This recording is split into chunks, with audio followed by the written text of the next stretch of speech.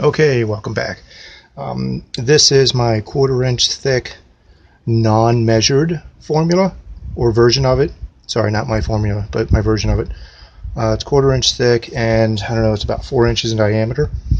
I've already done a 2-minute burn on this. This was in the other video a minute ago.